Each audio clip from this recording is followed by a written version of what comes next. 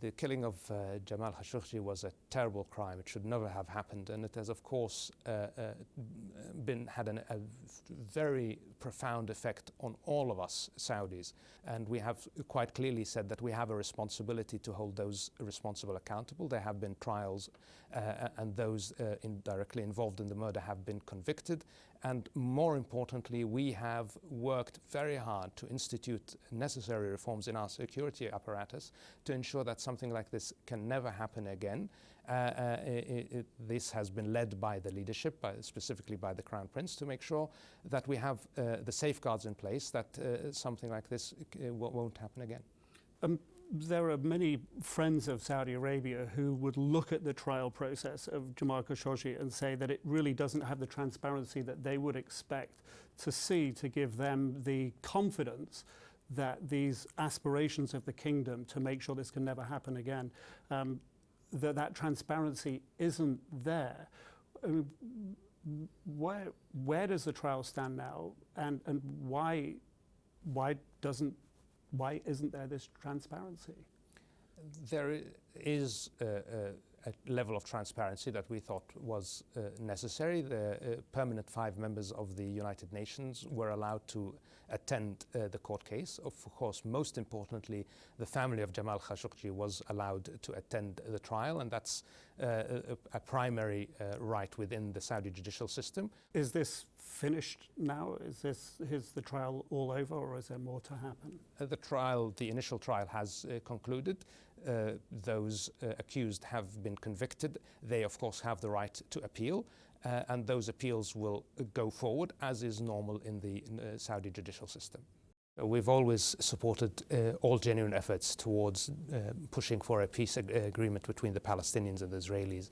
We supported the Arab Peace Initiative that called for a settlement of the issue, and we're going to continue to support all genuine efforts towards a just settlement. It's very important for us, of course, that this issue be resolved, but it must be in the context of the Palestinians receiving also their rights, and we will support any efforts that work towards that end.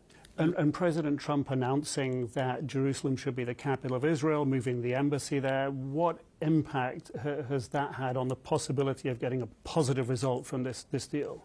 I think in the end it's important. We expressed, of course, our opinion about that move very publicly, that it's not helpful, but the important thing is that we try and find the areas where there is agreement and build on those and work towards a settlement that can accommodate the rights of the Palestinians and ensure a long-lasting peace. And what areas would you say are the sort of those areas of commonality, common interest? I think there's a broad agreement that there needs to be a two-state solution on the 1964 borders, and that the issue of Jerusalem needs to be settled in a way that ensures the rights of all peoples, and we are going to work towards pushing that forward. The Israeli government has announced recently that Israeli citizens can visit Saudi Arabia for tourism and for business. Is this the beginning of a new relationship? How significant is it? I don't know if that affects anything, because our policy remains the same. We do not have relations with the State of Israel, and Israeli passport holders cannot at this time visit the kingdom. From the Israeli perspective, they're opening a door but on their side, but the door is not open on your side. Is that going to change anytime soon? We are very supportive of a peaceful resolution to the conflict, and once there is a peace deal between the Palestinians and the Israelis, I think the integration of Israel into the regional context is very much on the table. And of course we will, in our proposal for the Arab Peace Treaty, there was included in that complete normalization with the State of Israel once peace is achieved. Is General Haftar part of the solution? Should he be allowed to take control of the capital, Tripoli? We support that call for a ceasefire and finding a political way forward. We supported the Skhirat agreement, which put in place the current governing structure, which had a role for Haftar in it. It had a role also for the government in Tripoli. I think it's important that the Libyan parties continue to talk and continue to work towards finding a political resolution. We are, of course, concerned about the continuing bloodshed, and therefore we do call on all parties to abide by the ceasefire and works towards a political solution. And Turkey's engagement, desire, willingness to send troops to Libya, is that part of the solution? This is definitely not part of the solution. It is a significant contributor to instability. especially that we have seen that not only has Turkey sent advisors, but we have heard and had intelligence of Syrian fighters being moved from Syria to Libya by Turkey. This is extremely dangerous because this adds unregulated fighters to a battle space that is already quite complicated and risks introducing extremist elements and other issues into the Libyan conflict that should be prevented. I'm really concerned about what Turkey is doing in Libya, and it's something that we should all be very concerned about. Did the United States tell you they were going to kill Qasem Soleimani? We were not aware of those operations, no. And what impact does that have on your relationship with the United States, given that this, in a way, brought the region possibly to the brink of war, particularly when Iran retaliated?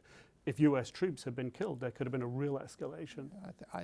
The US acted in its own self-defense. They were being attacked in Iraq. They had, according to what we have been told, significant intelligence that Qasem Soleimani was working on additional attacks on American interests. We know Qasem Soleimani had a very bloody track record in the region of multiple attacks and organizing the Iranian militia networks and all of their proxy networks to attack with constant acts of terrorism. So we believe that the Americans were acting in their own legitimate self-defense.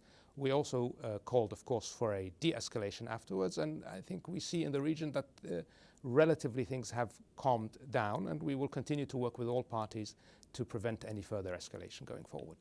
And President Trump has said that this strike against Qasem Soleimani has made the region safer. Is the region safer at the moment? I believe the region is safer with Qasem Soleimani removed from the scene, but we all have a responsibility to continue to work to ensure that we prevent any further escalation and that we put the region on track towards more stability, more security, more development, more investment, rather than violence and terrorism and the activities that Iran continues to push for in the region. I know your aspirations for what you want them to do and the message that you've had, but is there anything tangible that you can see that they have changed thus far? And we haven't seen any real signs of change in behavior at this point. The statements aren't positive, but we will continue to call on them to behave in a way that can support regional stability.